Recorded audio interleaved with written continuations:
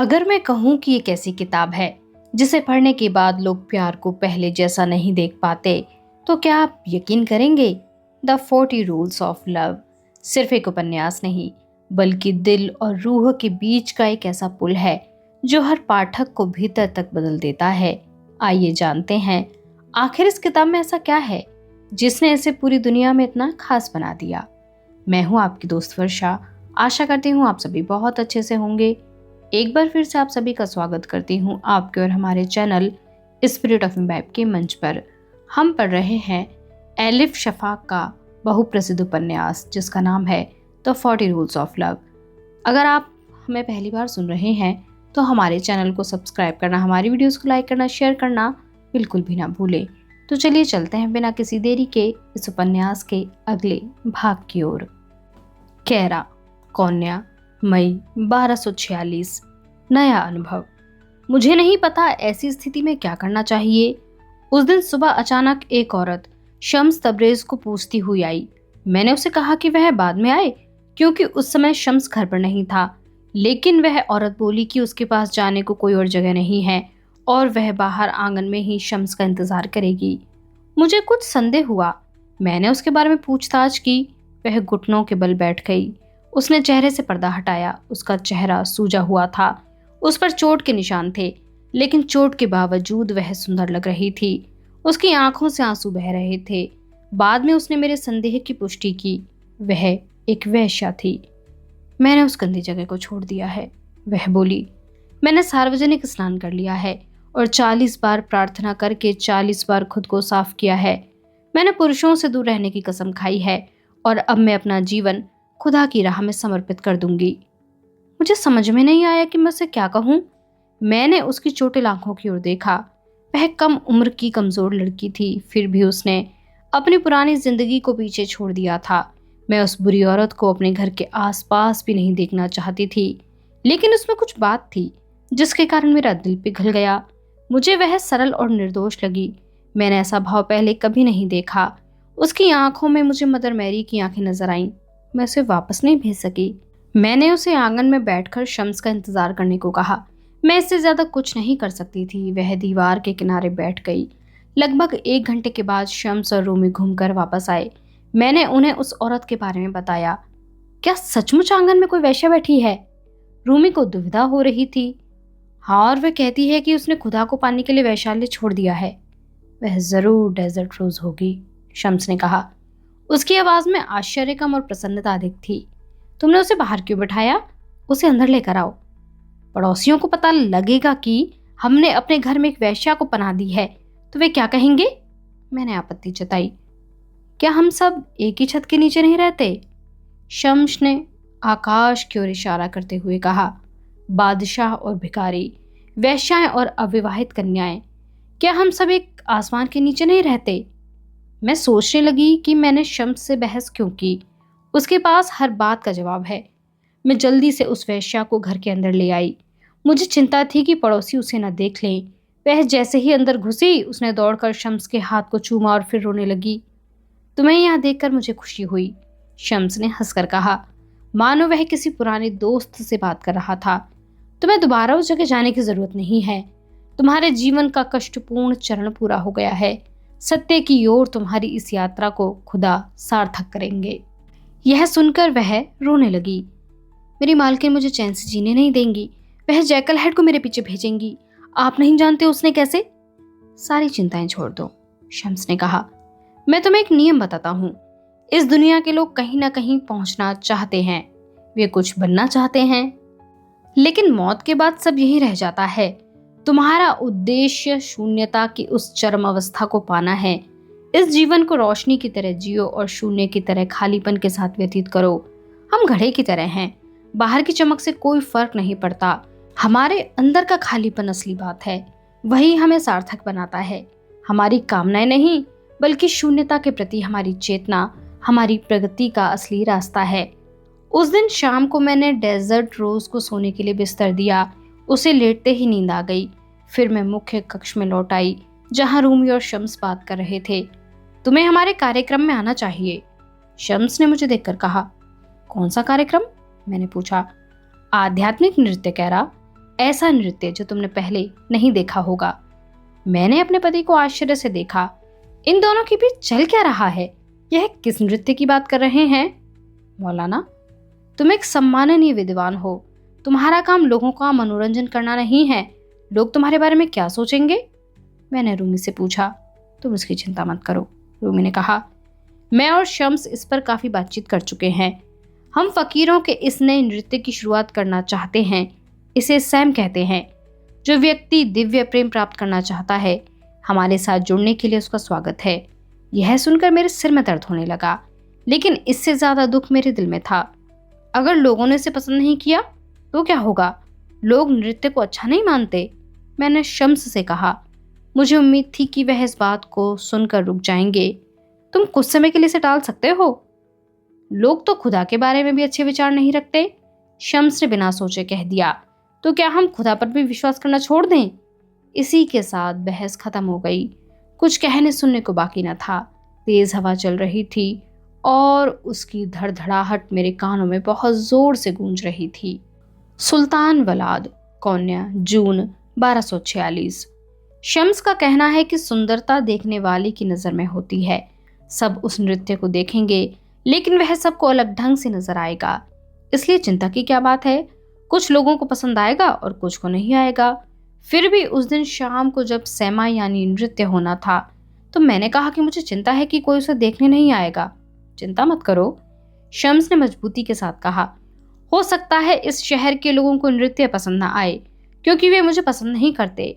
अगर वे तुम्हारे पिता को भी पसंद नहीं करते, लेकिन वे हमारी उपेक्षा नहीं कर सकेंगे। उनकी उत्सुकता उन्हें लेकर जरूर आएगी। और यही हुआ। उस दिन शाम को पूरा हॉल लोगों से खचाखच भरा हुआ था। व्यापारी, लोहार, बढ़ई, किसान, पत्थर काटने वाला, डाई बनाने वाला, दवाई बेचने वाला, श्रेणी प्रमुख, मुंशी, कुम्हार, विलाप करने वाले, बेकरी वाले, भविष्यवक्ता, चूहे पकड़ने वाले और इत्र बेचने वाले आदि सब तरह के काम करने वाले लोग वहां मौजूद थे। यहाँ तक कि शेख यासीन भी कुछ बच्चों को लेकर आया था। पीछे की ओर कुछ औरतें भी बैठी थीं। मैंने जब के खुसरा को उसके सलाहकारों के साथ आगे की पंक्ति में बैठा देखा तो मुझे बड़ी राहत मिली। इतने उच्च पद पर बैठा व्यक्ति मेरे पिता का समर्थन कर रहा था। मुझे उम्मीद थी कि लोग चुप रहेंगे। काफी देर के बाद लोग शांत हुए। वे चुपचाप बैठ गए। फिर भी हॉल के अंदर आवाज पूरी तरह नहीं दबी थी। कुछ लोग धीमे सुर में बात कर रहे थे। मैं चाहता था कि मैं किसी ऐसे व्यक्ति के पास बैठूं जो शम्स की बुराई न करे, इसलिए मैंने सुलेमान शराबी के पास बैठना उचित समझा। उसमें से शराब की दुर्गंध आ रही थी, लेकिन मुझे उसकी परवाह नहीं थी। मेरे पैर हिल रहे थे, मुझे घबराहट हो रही थी, हाथों में पसीना आ रहा था। वहां की हवा में गर्माहट थी, फिर भी मेरे दांत किटकिटा रहे थे। यह कार्यक्रम मेरे पिता के गिरते हुए अभ्यास को संभालने के लिए बहुत जरूरी था। मैंने खुदा से इबादत की, लेकिन मैं यह नहीं जानता था कि मुझे क्या मांगना चाहिए। मैं सिर्फ इतना चाहता था कि सब ठीक हो जाए। मुझे खुद ही अपनी इबादत अटपटी लगी। कुछ ही देर में एक आवाज आई जो पहले दूर सुनाई दे रही थी और फिर धीरे धीरे निकट आ गई। वह इतनी सम्मोहक और मधुर थी कि सबकी सांसें रुक गई। सब ध्यान से उसे सुनने लगे। यह कैसा साज है? सुलेमान ने धीमी आवाज में कहा। इसे नेय कहते हैं, मैंने उसे बताया। मुझे अपने पिता और शम्स का वार्तालाप याद आ गया था। इसकी आवाज प्रेमी की ठंडी श्वास जैसी होती है। फिर उस साज नेय की आवाज मंद पड़ गई। मेरे पिता मंच पर नजर आए। वह बहुत धीरे धीरे चल रहे थे। फिर वह आए और उन्होंने दर्शकों का अभिवादन किया। उनके पीछे पीछे 6 फकीर भी थे जो मेरे पिता के शिष्य थे। सबने लंबे सफेद कपड़े पहने थे और उनकी बड़ी बड़ी स्कर्ट थी। उन्होंने अपने हाथ छाती पर रखे और मेरे पिता के सामने झुककर उनसे आशीर्वाद लिया। फिर संगीत आरंभ हो गया। एक एक करके सब फकीर घूमने लगे। पहले वे धीरे धीरे घूम रहे थे और फिर उनकी गति बहुत तेज हो गई। वे इतना तेज घूमने लगे कि उनकी स्कर्ट कमल के फूल की तरह गोल घूमने लगी। वह दृश्य देखने लायक था। मेरे चेहरे पर मुस्कान आ गई। मुझे गर्व महसूस हो रहा था। मैंने धीरे से बाकी दर्शकों की प्रतिक्रिया देखने का प्रयास किया। मेरे पिता की निंदा करने वाले लोग भी कार्यक्रम को प्रशंसा भरी नजर से देख रहे थे। फकीर लगातार घूमते चले जा रहे थे। ऐसा लगा मानो वे कभी नहीं रुकेंगे। फिर संगीत का स्वर तेज होने लगा। आवाज लगातार ऊंची होती जा रही थी। पर्दे के पीछे से रहबाब की आवाज भी आने लगी, जो नेह के साथ तालमेल बैठा रही थी। तभी शम्स तबरेज मंच पर आ गया। वह रेगिस्तान की हवा की तरह मंच पर आया। उसने अन्य लोगों से अलग गहरे रंग का लवादा पहना था। वह अधिक लंबा था और ज्यादा तेज घूम रहा था। उसके हाथ आसमान की ओर उठे और चेहरा सूरजमुखी फूल की तरह मानो आकाश में सूरज को ढूंढ रहा था।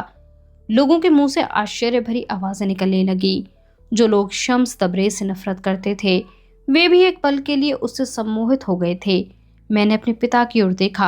शम्स तेजी से घूम रहा था, तो उनके शिष्य अपने इर्द गिर्द चारों ओर और धीरे धीरे घूम रहे थे। मेरे पिता पेड़ की भांति शांत खड़े थे और उनके होठ इबादत के कारण हिल रहे थे। कुछ देर बाद संगीत बंद हो गया। फकीरों ने घूमना बंद कर दिया और कमल का हर फूल अपने अंदर की ओर बंद हो गया। फिर मेरे पिता ने धीरे से झुककर मंच से सबको आशीर्वाद दिया। उन सबके बीच शानदार सामंजस्य था। हॉल में शांति छा गई थी। किसी ने इस तरह का कार्यक्रम पहले कभी नहीं देखा था। फिर मेरे पिता की आवाज आई, दोस्तों, इस नृत्य को सहमा कहते हैं। यह घूमने वाले फकीरों का नृत्य है। आज से हर उम्र के फकीर यही सहमा नृत्य करेंगे। उनका एक हाथ आकाश की ओर और दूसरा पृथ्वी की ओर होगा। खुदा से हमें जो भी मिलेगा, हम उसे लोगों में बांट देंगे। यह बात सुनकर दर्शक मुस्कुराए। उन्होंने सहमति व्यक्त की। हॉल में चारों ओर हलचल हो रही थी। सब उस नृत्य से बहुत खुश थे। मुझे देखकर बहुत अच्छा लगा। मेरी आंखों में आंसू आ गए। आखिर बहुत लंबे समय के बाद मेरे पिता और शम्स को वह आदर और प्रेम मिल रहा था जिसके वे दोनों हकदार थे। वह शाम अच्छे ढंग से समाप्त हो जाती और मैं भी अपने घर खुशी से लौट जाता। मुझे भरोसा था कि अब चीजें फिर से बेहतर हो जाएंगी, लेकिन तभी कुछ ऐसा हुआ जिसके कारण सब बिगड़ गया। नशेबाज सुलेमान, कोन्या, जून 1246। खून और तूफान, कैसी अविस्मरणीय शाम थी। मैं अब तक उसके प्रभाव से उबर नहीं पाया हूँ। जो कुछ मैंने आज रात देखा, उसमें सबसे ज्यादा चौंकाने वाला उसका अंत था। सहमा नृत्य समाप्त होने के बाद के खुसरा द्वितीय उठा और उसने चारों ओर दंभपूर्ण ढंग से नजरें दौड़ाईं। फिर वह मंच पर गया और जोर से हंसकर बोला, बधाई हो फकीरों, मुझे तुम्हारा कार्यक्रम पसंद आया। रूमी ने उसे धन्यवाद दिया। मंच पर मौजूद दूसरे फकीरों ने भी ऐसा ही किया। फिर सभी संगीतकार एक साथ उठे और उन्होंने भी शासक का अभिवादन किया। उसके चेहरे पर संतोष का भाव था। फिर उसने अपने एक सुरक्षा कर्मी को संकेत किया। वह एक रेशमी पोटली लेकर आ गया। के खुसराने से उछालकर दिखाया कि वह कितनी भारी थी। उसके अंदर सोने के सिक्के थे। फिर उसने वे सिक्के मंच पर उछाल दिए। मेरे आसपास बैठे लोग हैरान हो गए और जोर जोर से तालियां बजाने लगे। हम उसकी उदारता को देखकर भावुक हो गए थे। के खुसरा संतुष्ट था और प्रसन्न भी। वह जाने लगा, लेकिन उसने जैसे ही निकास द्वार की तरफ कदम बढ़ाया तो जो सिक्कों से भरी पोटली उसने मंच पर फेंकी थी, किसी ने वह उसकी ओर वापस उछाल दी। सिक्के उसके पैर में बिखर गए, दुल्हन के कंगन की तरह। सब कुछ इतनी जल्दी हुआ कि लोग खड़े रह गए। किसी को समझ में नहीं आया कि वहां क्या हो रहा था, लेकिन सबसे ज्यादा हैरान के खुसरा खुद था। उसका अपमान हुआ था और वह अक्षम्य था। उसने मुड़कर देखा कि यह हरकत किसने की थी। वह कोई और नहीं बल्कि शम्स तबरेज था। सब उसे देखने लगे। वह कमर पर हाथ रखकर खड़ा था। उसकी आंखों में गुस्सा था। हम पैसों के लिए नृत्य नहीं करते, उसने भरी हुई आवाज में कहा। यह आध्यात्मिक नृत्य सीमा है जो केवल प्रेम के लिए किया जाता है। इसलिए आप ये सोने के सिक्के वापस ले लीजिए। आपके पैसों की हमें जरूरत नहीं है। हॉल में फिर शांति छा गई।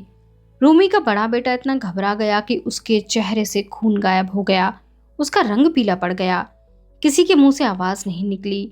सब सांस रोक कर चुपचाप बैठे देख रहे थे। आकाश भी मानो संकेत का इशारा कर रहा था। अचानक तेज बारिश होने लगी। चलो हम चलते हैं, के खुसरा ने अपने आदमियों से कहा। उसके गाल और होठ अपमान से कांप रहे थे। कंधे नीचे झुक गए थे। फिर वह बाहर निकल गया। उसके सुरक्षाकर्मी और नौकर भी पीछे पीछे बाहर चले गए। उन्होंने गिरे हुए सिक्के नहीं उठाए। वे उन पर पैर रखकर बाहर चले गए। लोगों ने दौड़कर सिक्के उठा लिए। उसके जाते ही हॉल में एक बार फिर असहमति और निराशा के स्वर गूंजने लगे। यह आदमी अपने आप को क्या समझता है, कुछ लोगों ने कहा। हमारे बादशाह का अपमान करने की इसकी हिम्मत कैसे हुई? कुछ लोगों ने कहा, अगर के खुसरा नाराज हो गया तो पूरे शहर को इसकी कीमत चुकानी पड़ेगी। कुछ लोग उठे और उन्होंने अविश्वास में सिर हिलाया, फिर विरोध प्रदर्शित करते हुए हॉल से बाहर चले गए।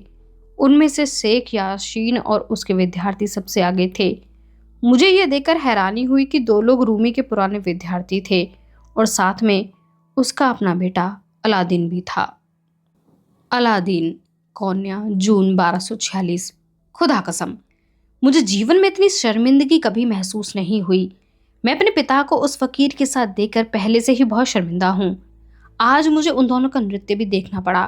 पूरे शहर के सामने वह इतना अपमान कैसे करवा सकते हैं? मैं ये देखकर तो और भी हैरान हुआ कि दर्शकों में एक वेश्या भी बैठी थी। पता नहीं शम्स के प्रति मेरे पिता के मन में प्रेम के चलते अभी और कितना पागलपन और विनाश हमें भोगना पड़ेगा। मुझे पहली बार जीवन में लगा कि मुझे किसी और व्यक्ति का बेटा होना चाहिए था। मुझे वह पूरा नृत्य ही अधार्मिक लगा, लेकिन बाद में जो हुआ वह तो बहुत ही बुरा था। वह बदतमीज आदमी हमारे बादशाह के साथ दुर्व्यवहार कैसे कर सकता है? उसका भाग्य अच्छा था कि के खुसरा ने उसे बंदी नहीं बनाया और फांसी पर नहीं चढ़ाया। मैंने शेख यासीन को के खुसरा के पीछे जाते देखा था। मुझे भी ऐसा ही करना चाहिए था। मैं नहीं चाहता कि शहर के लोग यह सोचें कि मैं उस नास्तिक फकीर के पक्ष में हूँ। सबको यह देखना चाहिए था कि मैं अपने भाई जैसा नहीं हूँ। मैं अपने पिता के हाथ की कठपुतली नहीं हूँ। उस रात मैं अपने घर नहीं गया। मैं अपने दोस्तों के साथ इरशाद के घर पर रुका। मुझे बहुत गुस्सा आ रहा था। हम लोगों ने उस दिन की घटना के बारे में चर्चा की और आगे के बारे में भी सोचा। उस फकीर का तुम्हारे पिता पर बहुत बुरा असर पड़ रहा है, इरशाद ने कहा। वह तुम्हारे घर में एक वेश्या को ले आया है। तुम्हें अपने परिवार के नाम को खराब होने से रोकना होगा अलादीन। मैं लोगों के ताने सुनता रहा। मेरे चेहरे पर शर्मिंदगी का भाव था। मुझे एक बात समझ में आ गई कि शम्स के कारण हमारे जीवन में दुख के अतिरिक्त कुछ नहीं मिल सकता था। हम लोगों ने एक मत से नतीजा निकाला कि शम्स को शहर छोड़कर जाना होगा। अगर वह अपने आप नहीं गया तो उसे बलपूर्वक बाहर निकालना जरूरी हो जाएगा। अगले दिन मैं घर गया तो मैंने तय किया कि मैं शम्स तबरेज से आमने सामने बात करूंगा। मैंने देखा वह आंगन में अकेला था। वह नए बजा रहा था। उसका सिर झुका हुआ था और आंखें बंद थी। उसकी पीठ मेरी ओर थी। वह पूरी तरह संगीत में खोया हुआ था। उसे मेरी मौजूदगी का एहसास नहीं हुआ। मैं दबे पांव उसके पास पहुंचा और उसे ध्यान से देखने लगा। मैं अपने शत्रु को अच्छी तरह देख लेना चाहता था। कुछ मिनटों के बाद संगीत बंद हो गया। शम्स ने धीरे से अपना सिर उठाया और बिना मेरी ओर देखे खुद से बात करने लगा। सलाम वालेकुम अलादीन, क्या तुम मुझे ढूंढ रहे थे? मैंने कुछ नहीं कहा। मुझे पता था कि वह बंद दरवाजों में से देखने की क्षमता रखता है, लेकिन मुझे इस बात पर आश्चर्य नहीं हुआ कि उसने पीछे का दृश्य भी देख लिया था। फिर वह मेरी ओर मुड़ा और उसने मुझसे पूछा, तुम्हें कल का कार्यक्रम पसंद आया? मेरे ख्याल से वह बुरा कार्यक्रम था। मैंने तुरंत जवाब दिया, सुनो, मैं कुछ कहना चाहता हूँ। हम सीधी बात कर लेते हैं। मैं तुम्हें पसंद नहीं करता। मैंने तुम्हें कभी पसंद नहीं किया और मैं तुम्हें अपने पिता के यश को खराब करने नहीं दूंगा। तुमने पहले ही काफी नुकसान कर दिया है। शम्स की आंखों में हल्की सी चमक आ गई और उसने नेय ए को रख दिया। फिर उसने कहा, क्या तुम यह कहना चाहते हो कि रूमी की बदनामी हुई तो लोग तुम्हें एक बड़े आदमी के बेटे के रूप में नहीं देखेंगे? क्या तुम्हें इस बात से डर लगता है? मैंने तय किया था कि मैं शम्स की बात का अपने ऊपर असर नहीं होने दूंगा। मैंने शम्स की टिप्पणी को नजरअंदाज कर दिया, लेकिन मेरे पास कुछ कहने को नहीं था। मेरे मुंह से निकला, तुम हमें चैन से जीने क्यों नहीं देते? यहाँ से चले जाओ। मेरे पिता एक सम्मानित विद्वान है। हमारा एक परिवार है। तुम दोनों के बीच कोई समानता नहीं है। शम्स ने गर्दन आगे झुकाई और एक लंबी सांस ली। वह सहसा बहुत बूढ़ा दिख रहा था। मेरे दिमाग में विचार उठा कि मैं उसे पकड़कर मार सकता हूँ। उसे कोई बचा नहीं पाएगा। यह विचार खतरनाक था, फिर भी मुझे यह सोचकर अच्छा लगा। पर यह विचार इतना उत्तेजक था कि मैंने अपनी नजरें फेर ली। मैंने दोबारा शम्स की ओर देखा तो वह मुझे ध्यान से देख रहा था। क्या वह मेरा दिमाग पढ़ रहा था? मुझे अजीब सा एहसास होने लगा। फिर वह एहसास मेरे हाथ पैरों में फैल गया। मेरे पैर कांपने लगे, जैसे मुझे 1000 सुइयां चुभो दी गई हो। मेरे लिए खड़ा होना मुश्किल हो गया। यह अवश्य शम्स का काला जादू होगा। मुझे इसमें कोई संदेह नहीं कि शम्स जादू टोने की सब कलाएं जानता है। अलादीन, तुम्हें मुझसे डर लगता है? शम्स ने रुककर कहा, क्या तुम्हें पता है कि तुम मुझे किसी की याद दिलाते हो? एक महंगा सहायक। यह तुम क्या बोल रहे हो? मैंने कहा। इसके पीछे कहानी है। क्या तुम्हें कहानियां पसंद हैं? मैंने कंधे उचकाते हुए कहा। मेरे पास कहानियां सुनने का समय नहीं है। जिसके पास कहानियां सुनने का समय नहीं है, उसके पास खुदा के लिए समय कहां से आएगा? शम्स ने कहा। क्या तुम्हें नहीं पता कि खुदा सबसे अच्छा कहानीकार है? उसने मेरे जवाब की प्रतीक्षा नहीं की। वह कहानी सुनाने लगा। एक कलाकार था जिसके साथ उसका सहायक काम करता था। उसे हर चीज दो नजर आती थी। एक दिन कलाकार ने सहायक से शहद की शीशी लाने को कहा। सहायक खाली हाथ लौट आया। उसने कहा, मालिक, वहां शहद की 2 शीशियां रखी हैं, मैं कौन सी वाली लाऊं? कलाकार अपने सहायक की परेशानी के बारे में अच्छी तरह जानता था। उसने कहा, तुम एक शीशी तोड़ दो और जो बच जाए उसे ले आओ। यह दुख की बात है कि सहायक अपने मालिक की बात समझ नहीं पाया। उसने वही किया जो उसे कहा गया था। उसने एक शीशी उठाई और तोड़ दी। उसे बड़ा आश्चर्य हुआ कि दूसरी शीशी भी टूट गई। तुम मुझे यह क्यों बता रहे हो? मैंने पूछा। मुझे पता था कि शम्स के सामने गुस्सा करना भूल होगी, लेकिन मैं खुद को नहीं रोक पाया। मुझे तुम्हारी कहानी नहीं सुननी। क्या तुम सीधी तरह बात नहीं कर सकते? यह तो बिल्कुल साफ बात है अलादीन। मैं तुमसे यह कहना चाहता हूं कि उस सहायक की तरह तुम भी हर जगह द्वैत भाव देखते हो। शम्स ने कहा, तुम्हारे पिता और मैं एक हैं। अगर तुम मुझे तोड़ दोगे तो वह भी टूट जाएंगे। मेरे पिता और तुम में कोई समानता नहीं है। मैंने विरोध किया। अगर मैं दूसरी शीशी तोड़ दूंगा तो पहला अपने आप आजाद हो जाएगा। मुझे इतना गुस्सा आ रहा था कि मुझे अपने ही शब्दों का अर्थ समझ में नहीं आया, ना तो तब, ना ही उसके काफी समय बाद तक। और जब तक मैं उसे समझा तब तक काफी देर हो चुकी थी। शम्स, कौन्या, जून 1246। संकीर्ण विचारधारा वाले लोग आमतौर पर यही कहते हैं कि नृत्य पवित्र वस्तुओं का अनादर है। वे सोचते हैं कि खुदा ने हमें संगीत दिया है, केवल हमारी आवाज या किसी साज से निकलने वाला संगीत नहीं, बल्कि जीवन के हर रूप से ध्वनित होने वाला संगीत। फिर खुदा ने हमें उसे सुनने से मना कर दिया। क्या वह यह नहीं देख पाते कि समूची प्रकृति संगीत में डूबी है? कायनात की हर चीज में लय और ताल है। दिल की धड़कन, पक्षियों के पंखों की फड़फड़ाहट, हवा का बहाव, लोहार द्वारा लोहे को कूटना, अजन्मे बच्चे की गर्भ के अंदर आवाज। अगर हम हर चीज पर ध्यान दें तो उसमें संगीत और धुन मौजूद है। फकीरों का यह नृत्य भी उसी श्रृंखला की एक कड़ी है। जिस तरह सागर की सिर्फ एक बूंद अपने भीतर समुद्र लिए होती है, हमारा नृत्य कायनात के इन रहस्यों को दर्शाता है और इन्हें छुपाता भी है। उस कार्यक्रम से कुछ घंटे पहले मैं और रूमी एक शांत कमरे में ध्यान में लीन थे। हमारे साथ 6 फकीर भी थे जिन्हें नृत्य में भाग लेना था। हम सब ने मिलकर इबादत की और फिर वस्त्र पहन लिए। हमने काफी विस्तार से वेशभूषा पर चर्चा की थी। हमने बहुत साधारण कपड़े और रंग चुने थे। शहद के रंग की टोपियां कब्र के पत्थर का प्रतीक थीं। लंबे सफेद स्कार्फ, कफन और काले पर्दे कब्र को दर्शाते थे। हमारा यह नृत्य दर्शाता था कि सूफी खुद को नजरअंदाज करते हैं, जिस तरह पुरानी चमड़ी का टुकड़ा उतार दिया जाता है। मंच पर जाने के लिए कमरा छोड़ने से पहले रूमी ने एक शेर पढ़ा जिसका अर्थ था, रहस्यवादी 5 अनुभूतियों और 6 दिशाओं से मुक्त हो गया और आप में यह देखने की चेतना जगा दी कि उनके परे क्या है। इन जज्बातों के साथ हम सब तैयार हो गए। सबसे पहले साज ने की आवाज आई। फिर रूमी ने शेमा ज़ेन बाशी की हैसियत से मंच पर कदम बढ़ाया। एक एक करके बाकी फकीर भी आ गए।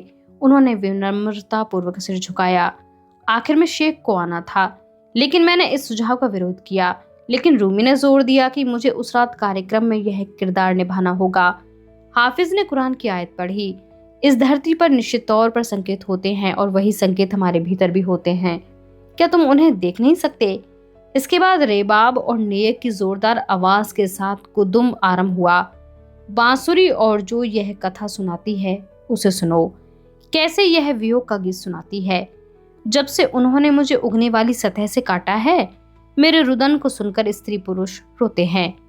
अपने को खुदा के हाथों में सौंपते हुए पहले फकीर ने घूमना शुरू किया। उसकी स्कर्ट धीरे धीरे लहराने लगी उसके बाद बाकी लोगों ने भी उसके साथ नृत्य करना शुरू कर दिया। वे सब घूमने लगे। हमें जो आकाश से प्राप्त हुआ है वह सब हमने धरती को सौंप दिया। खुदा से मिली हर चीज हमने लोगों में बांट दी। हम में से हर व्यक्ति दो प्रेमियों के बीच की कड़ी बन गया था। संगीत रुका तो हम सब ने कायनात की शक्तियों को झुककर सलाम किया। अग्नि, वायु, पृथ्वी, जल और पांचवा तत्व खालीपन। कार्यक्रम के अंत में मेरे और बादशाह के बीच में जो कुछ हुआ मुझे उसका दुख नहीं है, लेकिन रूमी को उस कठिन स्थिति में डालने का मुझे दुख है। बादशाह के नाराज होने से पहले उसे विशेषाधिकार मिले हुए थे और सुरक्षा प्राप्त थी। उसे वह सब अनुभव हो रहा था जो एक आम आदमी को होता है। शासक और आम आदमी के बीच की दूरी को वह महसूस कर सकता है। अब मुझे लग रहा था कि कौन्या में मेरा समय खत्म होने वाला है। हर सच्चे प्यार और दोस्ती में अप्रत्याशित बदलाव अवश्य आता है। अगर प्रेम के बाद हमारे अंदर बदलाव ना आए और हम पहले जैसे ही रहें तो इसका आशय है कि हमने ठीक से प्रेम किया ही नहीं। शायरी, संगीत और नृत्य की शुरुआत के साथ रूमी के बदलाव का एक बड़ा हिस्सा पूरा हो चुका था। वह किसी समय पर ठोस विचारों वाला विद्वान था जिसे शायरी पसंद नहीं थी। उसे केवल अपनी आवाज सुनना पसंद था, लेकिन अब रूमी शायर बन चुका है। वह विशुद्ध खालीपन को स्वर देता है, जबकि उसने खुद अभी पूरी तरह अनुभव नहीं किया है। जहां तक मेरा सवाल है, मेरे अंदर भी बदलाव आया है। मैं भी बदल रहा हूँ। मेरा अस्तित्व धीरे धीरे शून्यता की ओर बढ़ रहा है। मैं एक अवस्था से दूसरी अवस्था और जीवन से मृत्यु की ओर अग्रसर हो रहा हूँ। हमारी दोस्ती खुदा की देन थी, एक वरदान थी। हमने उसका आनंद लिया और एक दूसरे के साथ का लाभ उठाया। मुझे बाबा जमन की बात याद आ गई। वह कहा करते थे कि अगर रेशम चाहिए तो रेशम के कीड़े को मरना पड़ता है। उस बड़े हॉल में मौजूद सब लोग चले गए और शोरगुल समाप्त हो गया तो मैं अकेला बैठा था। मुझे पता था कि रूमी के साथ मेरा समय खत्म होने वाला है। रूमी के साथ दोस्ती के दौरान मैंने असाधारण सौंदर्य का अनुभव किया और यह सीखा जाना कि एक दूसरे की छवि दर्शाते दो आईनों के माध्यम से अनंत का एहसास कैसा लगता है। परंतु वह पुरानी कहावत आज भी लागू होती है कि प्रेम होगा तो दिल में दर्द जरूर होगा। एला, नॉर्थम्पटन, 29 जून 2008।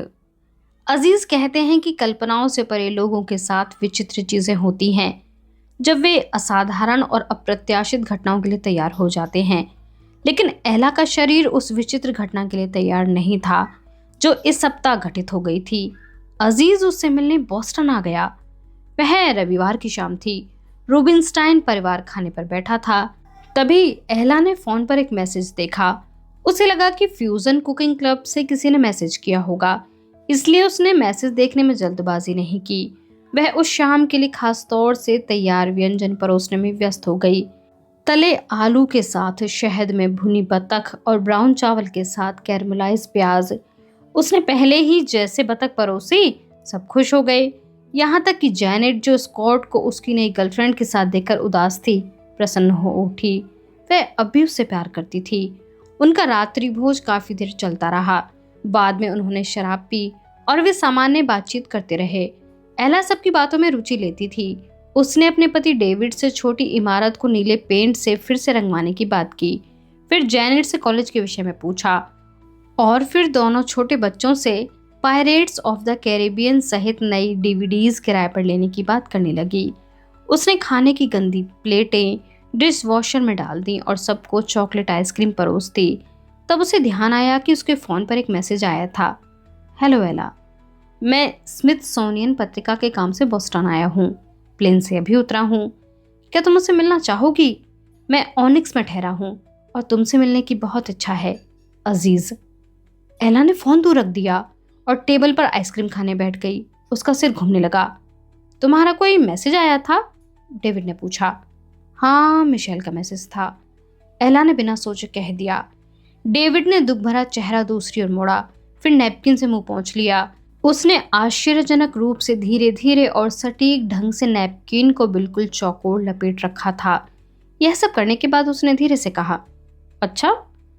एला जानती थी कि डेविड को उसकी बात पर विश्वास नहीं था, लेकिन वह यह भी जानती थी कि उसे अपनी कहानी पर टिके रहना होगा, अपने पति को विश्वास दिलाने या बच्चों को धोखे में रखने के लिए नहीं।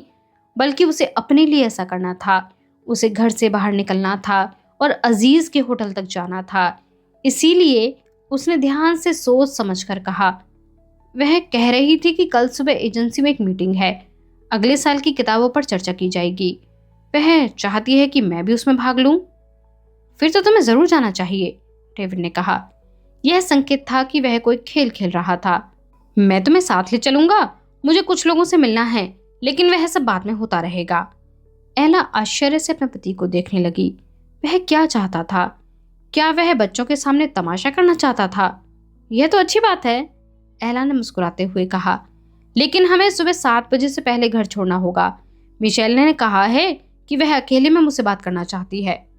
फिर तो भूल ही जाओ, ऑर्ली अचानक बोली। वह जानती थी कि उसके पिता को जल्दी उठना पसंद नहीं था। डैडी समय से नहीं उठ सकते।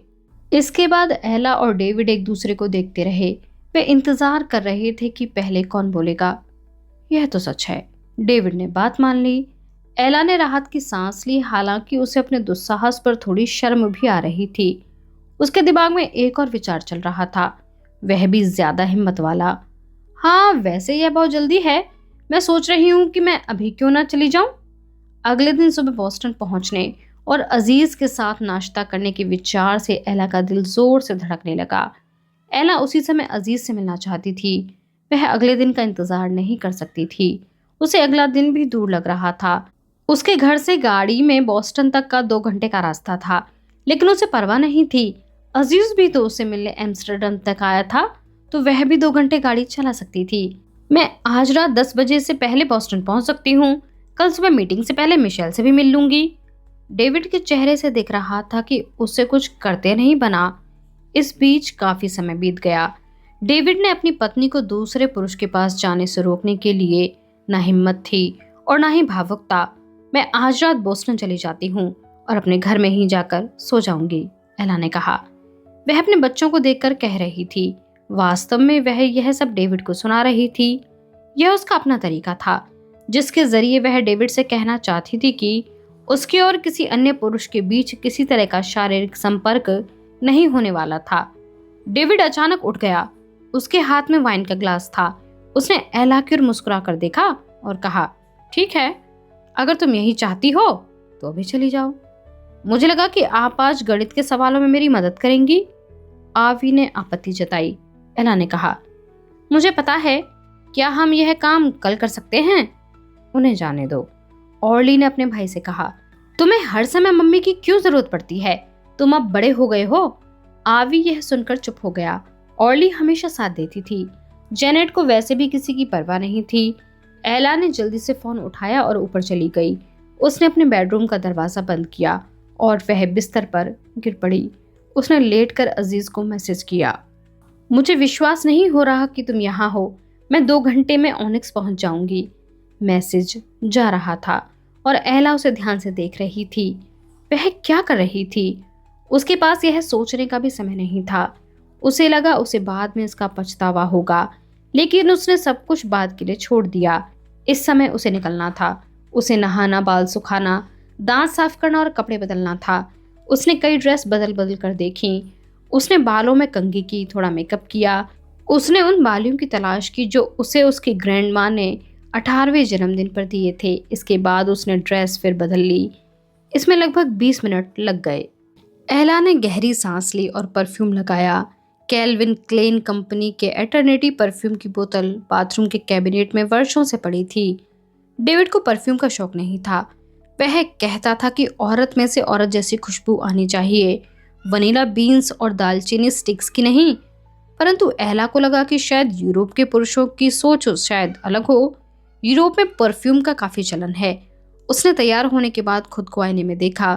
अजीज ने उसे आने से पहले क्यों नहीं बताया? उसे पता होता तो वह हेयर ड्रेसर के पास जाती, मैनिक्योर और फेशियल करवाती और अच्छा सा हेयर स्टाइल भी करवाती। अगर अजीज ने उसे देखकर पसंद नहीं किया तो क्या होगा? अगर उनके बीच कुछ नहीं हो पाया तो क्या उसे बोस्टन आने पर पछतावा होगा? यह सब सोचकर अचानक एला होश में आ गई। वह अपने रूप रंग को बदलना क्यों चाहती थी? उसे यह परवाह क्यों थी कि उसके और अजीज के बीच कुछ हो पाएगा या नहीं? मैं जानती थी कि उस व्यक्ति के साथ किसी भी तरह का रोमांचक अनुभव क्षणिक था। एला का परिवार था, उसका जीवन था, उसका अतीत था और उसका भविष्य भी था। एला को ऐसी स्थिति में खुद को डालने पर चिड़चिड़ाहट महसूस होने लगी। उसने दिमाग से इस विचार को निकाल दिया।